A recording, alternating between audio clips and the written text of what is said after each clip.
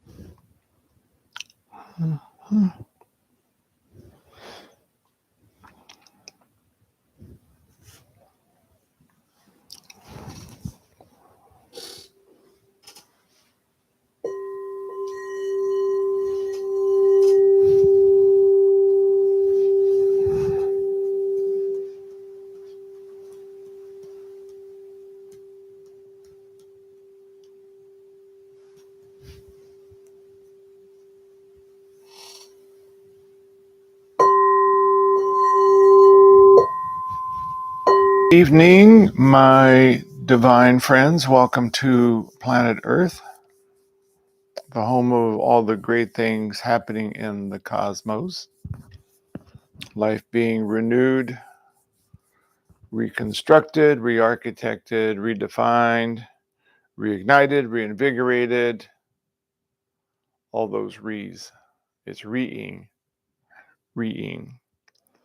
And we are re-ing, removing, recovering, returning to the star tetrahedron, the symbol, the form of consciousness and light that is magic in the sense that it is the structure of the creation of the universe, as well as when it is formulated within and through you and I, it opens a sacred doorway, as we well know, within the very middle. That doorway was in the heart chakra, and it opens up into source, into the void, out of which all creation originally emerged.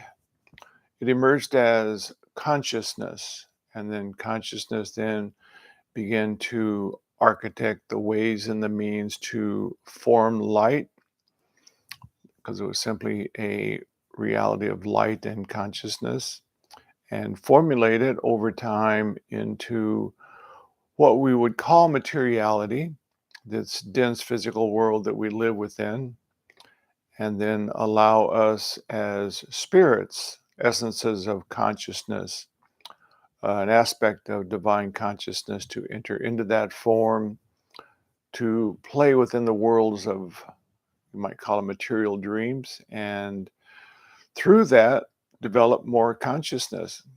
Because that's really, if you will, what the game is about. It's developing more consciousness so that more forms are created that are ever more dynamic, radiant, possible in their ability to allow spirit to co-create an even more interesting, exciting, expanding universe.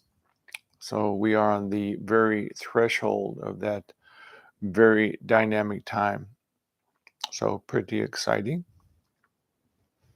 I wanted to talk tonight a little bit about the divine feminine. I've been doing several readings of late that have given me more information or revealed more understanding about the divine feminine.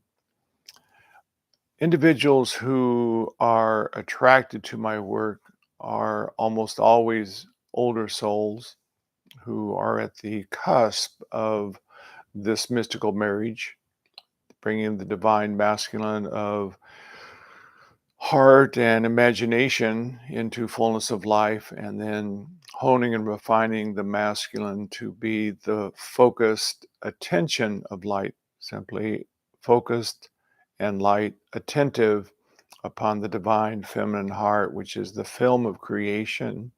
And as light ripples through the film, it holographically then begins to architect it into the dreamscape reality that we live within.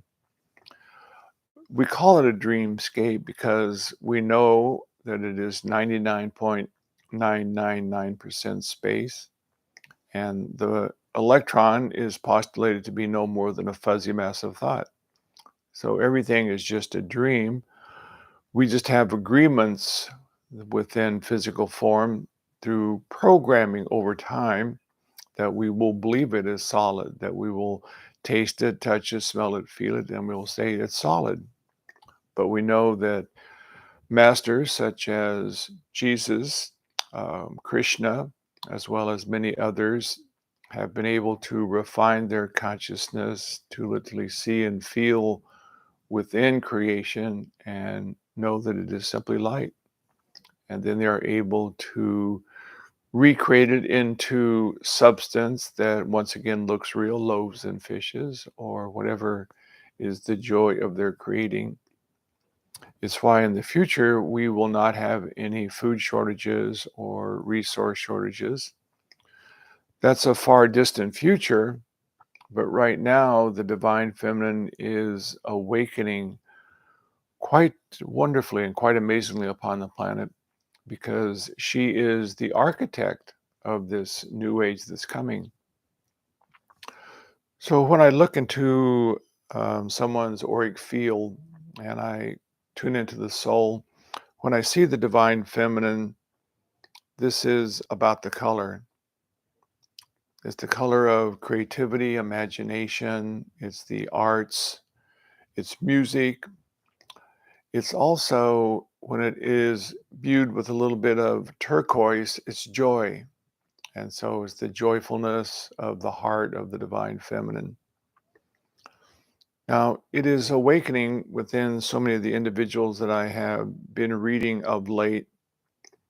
And as it is awakening, one looks and sees within the upper, usually left quadrant of the aura, sometimes up above, but more into the left quadrant.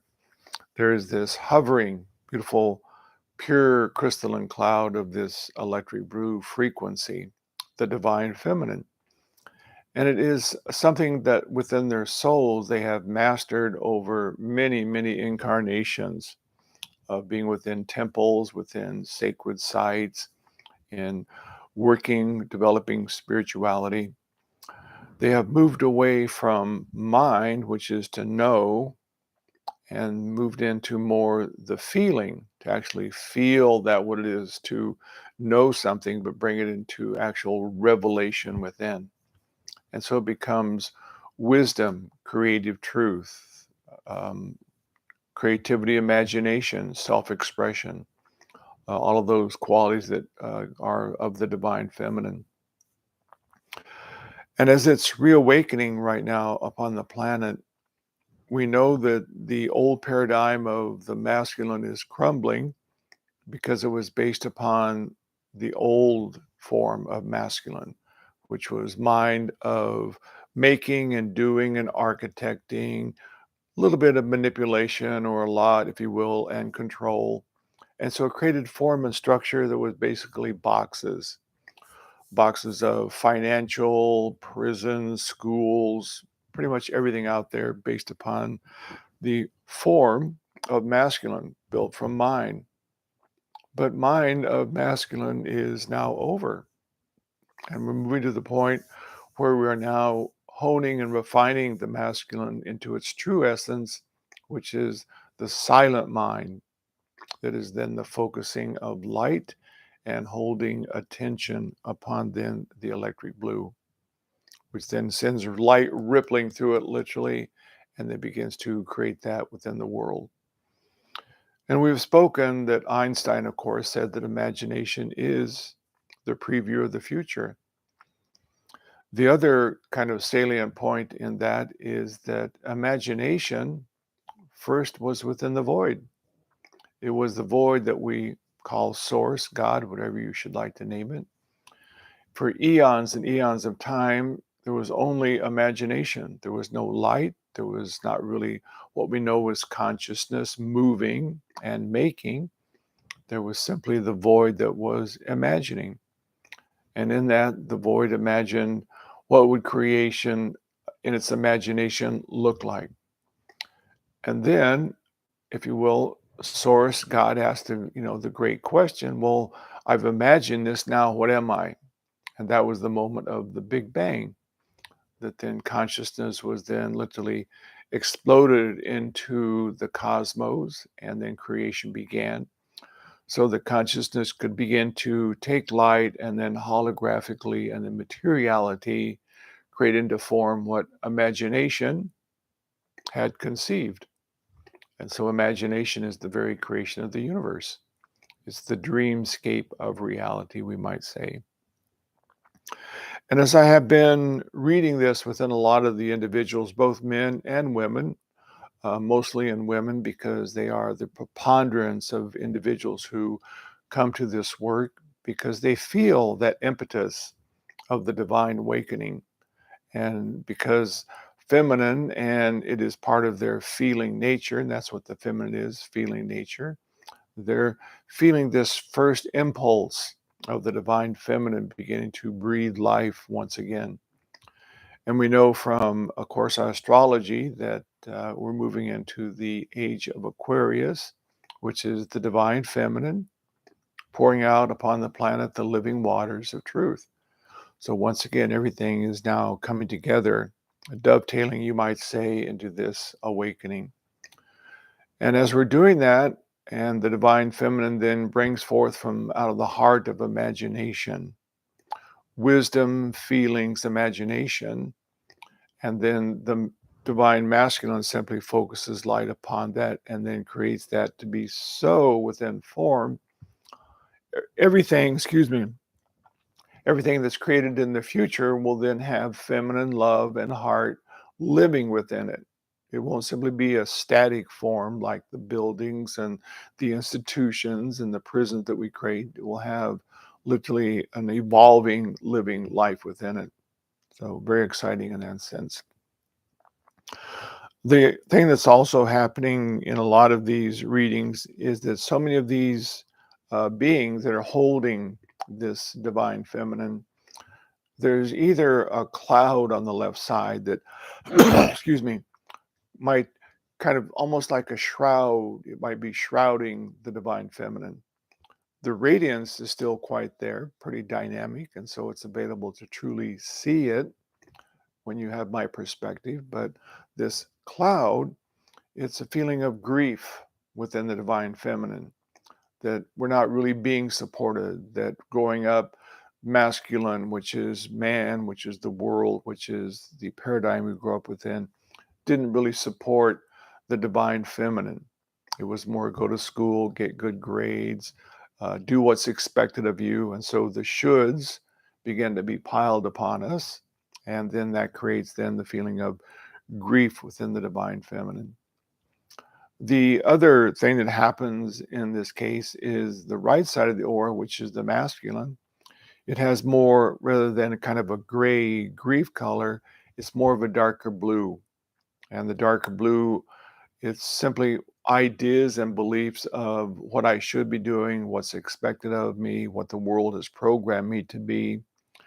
And so it's not really the refinement of simply pure light, it's still the false masculine, we might say, rather than the false masculine, the ignorant masculine that is still out there wanting to be and do rather than come home and simply focus light upon the divine feminine. And then as the divine light is shining through the feminine, it is the procreation, literally the procreation of life then coming forth. It's exactly the way it is with man, woman. Through procreation, man comes upon woman, not to manipulate or control, but to give seed that then helps then the procreation of life. It's just a natural part of the cosmos. Life is here to support the divine feminine because it is from the heart of the feminine that literally, whether this you and I, man or woman, the heart reaches out with a vibrational energy. We call it a gestalt of energy. It reaches out and it samples creation. And because there's no resistance within love, it simply flows unencumbered. It reaches out and it samples all creation. And then in that sampling, It brings all that intuitive information back to the heart. And when we feel heart truth, that's the divine feminine. It brings forth a feeling of truth, imagination. And then when we bring forth in the divine masculine and act upon and for that truth, it then sends it rippling out into creation. And what we created literally supports all of life. Now, it doesn't mean that in that, as that is ripping out and being created, that everyone is going to like that. This individual might still be stuck in their manipulation and control, and they might be angry.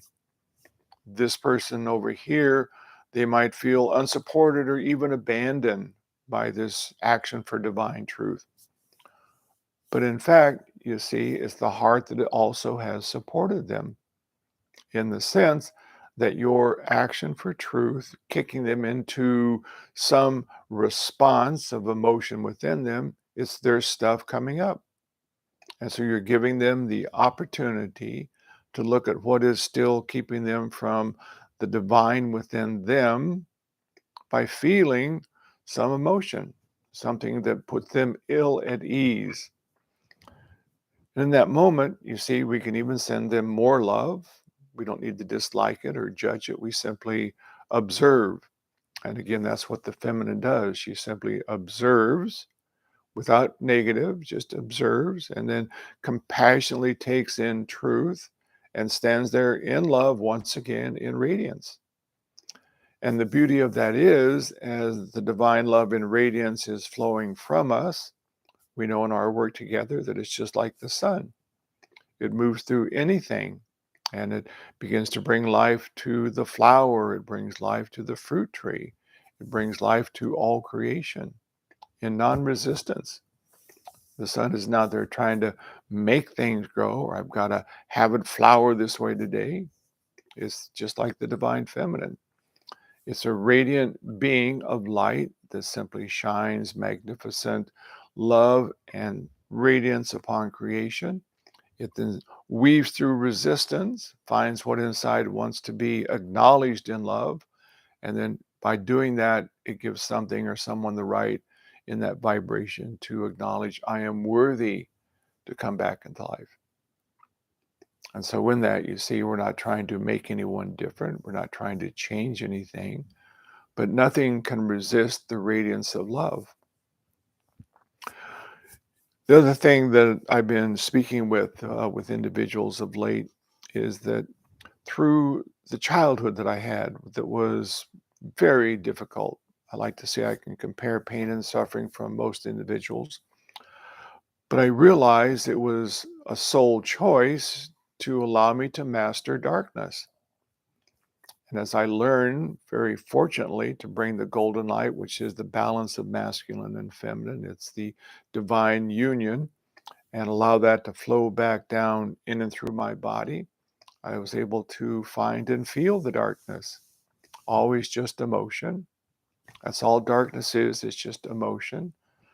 And as I would embrace the emotion in non resistance, not disliking it, not even wanting to get rid of the emotion, but simply in embracing it, I allowed myself to slip in and through it.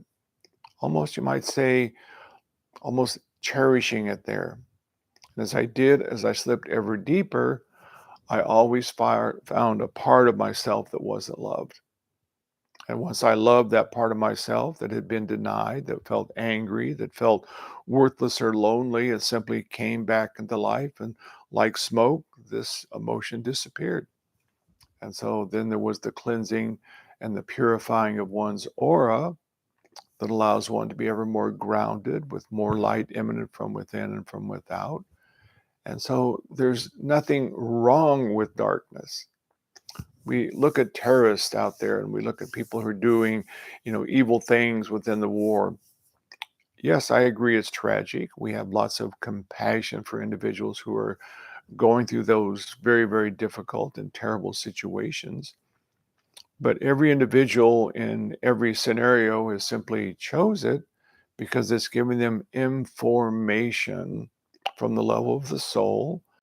What can I do to learn to love myself next lifetime if I'm demise this lifetime? What, am I learning about next lifetime? How can I refine my consciousness to understand more of what we are fortunate to know? The divine feminine of love through masculine creates life.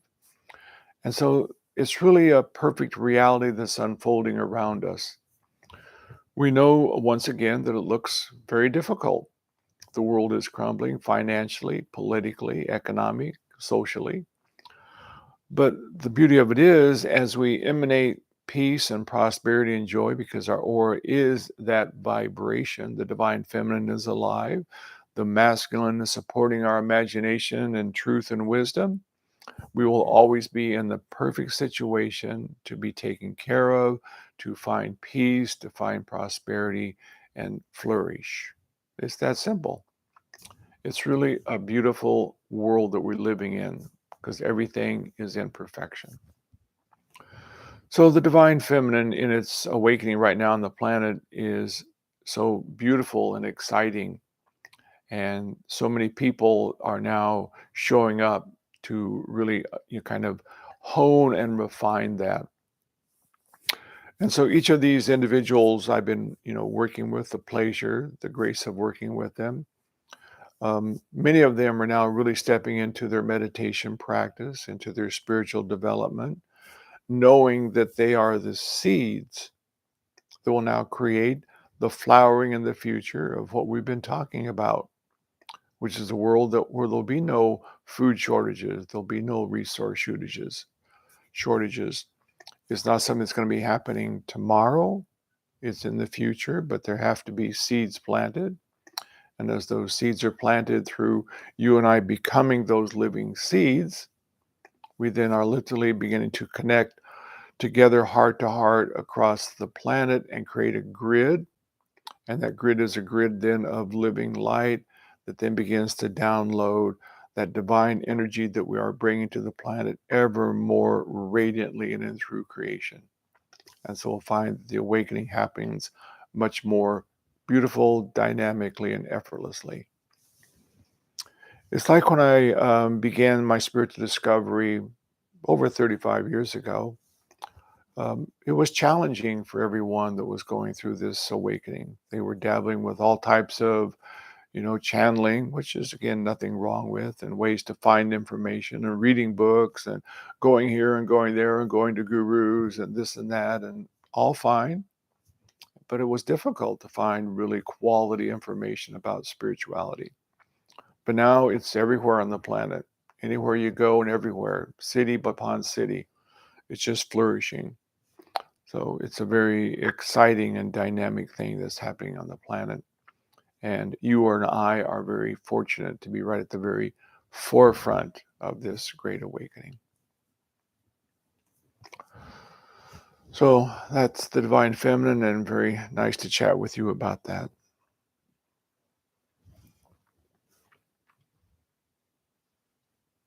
So, one of the things, of course, that we always do is our breath work.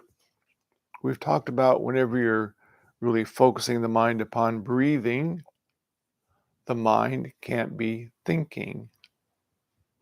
Just that's the way it is. When you're actually holding yourself very attentive upon the breath, then the mind simply can only do that one thing. And so, if we're finding throughout the day that there are things that have gotten in our space, or we're feeling off center, or something is pushing our buttons, if we can just take a few moments and do some breathing, we have in that moment disarmed the situation. It gives us a chance to re-feel into it and ask, okay, well, what's the emotion within me that may be attracting this situation to me? And then we move inside and bring love and then heal ourselves at another level, and we no longer meet those situations. So breath work is a very important part of our work. It's doubly important because as we're breathing, we know that we are literally calling from the open doorway within the heart source into this dimension. The in breath, yes, we're breathing in oxygen, but equally important, the doorway into the void opens. And we spoke earlier that it's the imagination of the void that was creation.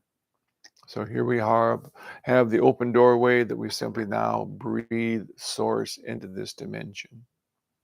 And as we exhale, it immediately becomes liquid, sparkling, effervescent golden light that now becomes radiant from us. It flows through all the cells and tissues of our body. It then literally infuses the DNA with more light, which creates the cellular structure to be different. And so we become more light embodied through our breath work. So let's do about 5 minutes of deep belly breathing.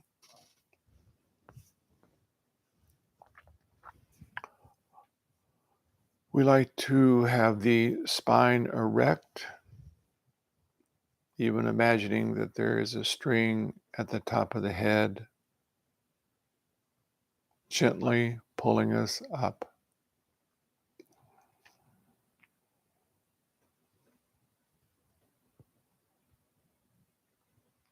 And with each deep in breath, we imagine and feel source arising from the open doorway within the heart.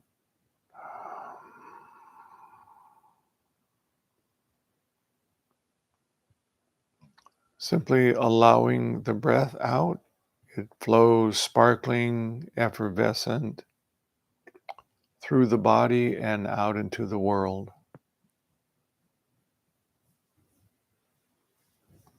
A gift of light and light.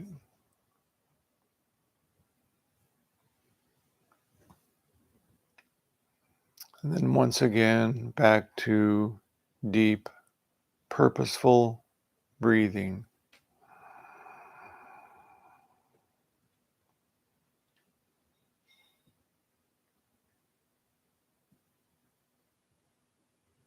We can hold the breath for a couple of counts on in breath and out breath.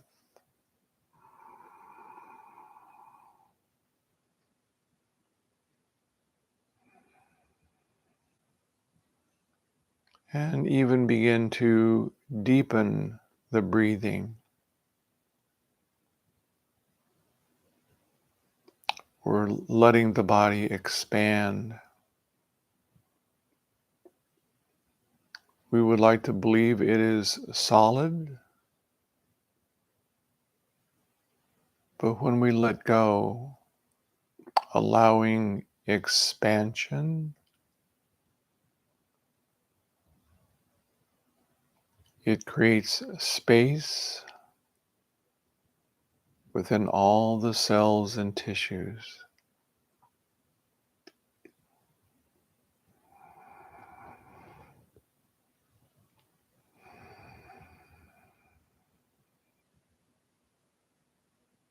And we breathe effortlessly and easily.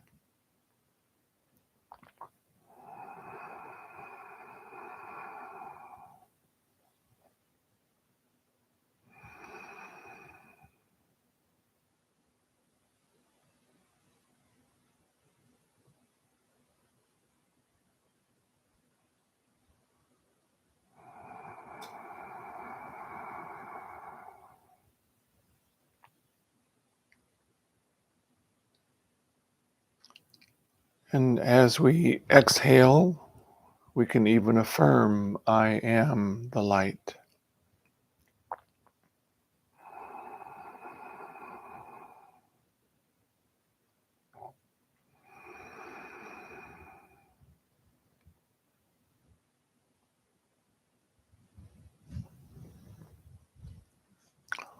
Holding the mind attentive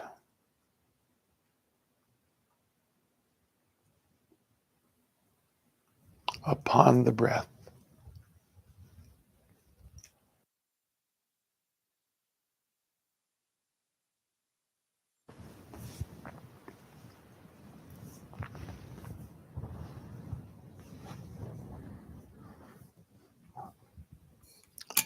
A couple more deep breaths.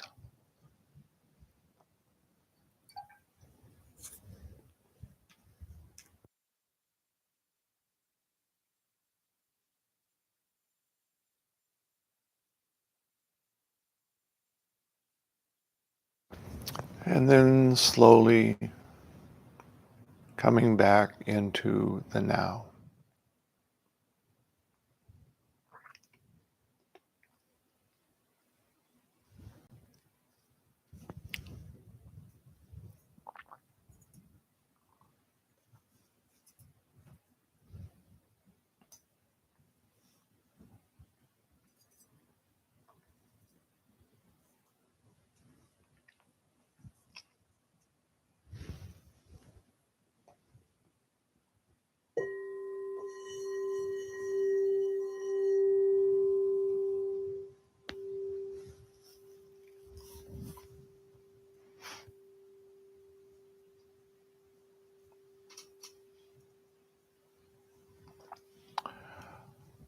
We, of course, know that our work is centered around the movement of the star tetrahedron. It is called the Christ star. The word Christ originally was formulated from crystalline prism. It was, first of all, chrism, Christ prism, and it became simply the Christ. But it is the crystalline prism of the star tetrahedron. From out of it, in the very first formation of the universe, then imagination was able to arise forth. And as it then moved through the facets of the spinning star, there was then the refraction, the reflection, and the remembering of light to create form. So as it came out, it was refracted through the prism. It was reflected over and over around the prism, and then it was remembered into creation. So it's not reading, writing, and arithmetic. See, that's the lie. It's refracting, reflecting, and remembering. So I'm going to take you through the formulation to refract, reflect, and remember whatever you should like to create as you open the doorway within your heart, calling forth from out of the void creation anew, the divine feminine, the divine masculine, in sacred union. So let's close the eyes and feel the body relaxing.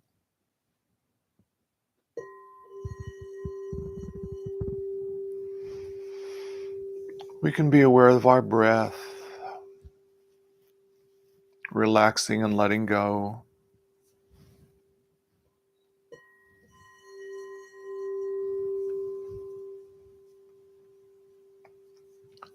Then bringing attention between the eyebrows, gently drawing a line straight back.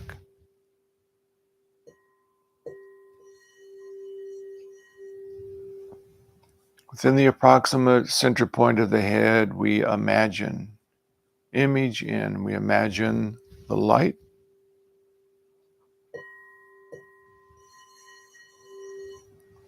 The seat of the soul.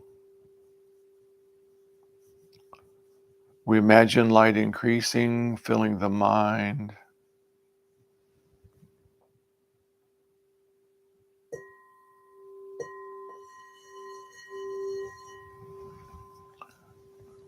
We focus the mind to the heart chakra at the sternum, where we image in, we imagine the star tetrahedron. It may be a feeling, it may be a seeing, it may be shadowy, but we imagine.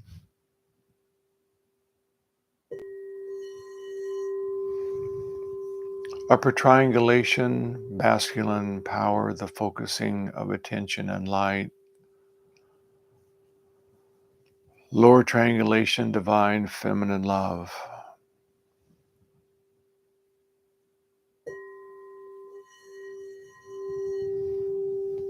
As the star tetrahedron turns, it opens a sacred doorway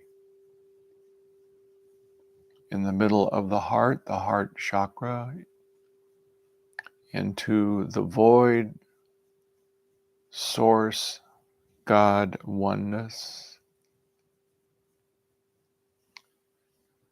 And with each in-breath, source arising forth.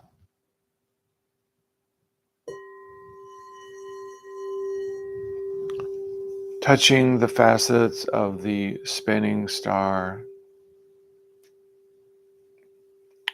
Refracting light, remembering light. I am the light. This is the sunlight that Jesus emanated from the heart. Let's sit quiet together and I will join with you as we all move into light activation.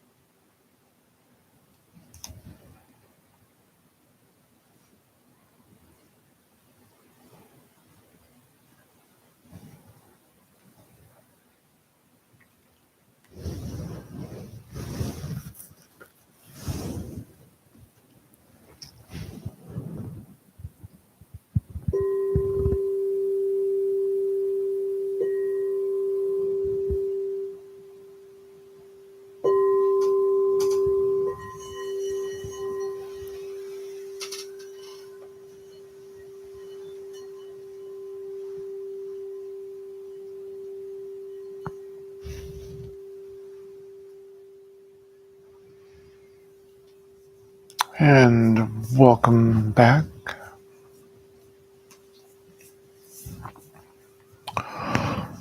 One of the things that's good to remember as we're doing our meditation is not a spacey, floating. The body, yes, can disappear, but consciousness is very dynamically focused here within the now. It's the old adage to be in the world but not of the world, to be able to see through that which is the illusion of form and know and feel spirit living within.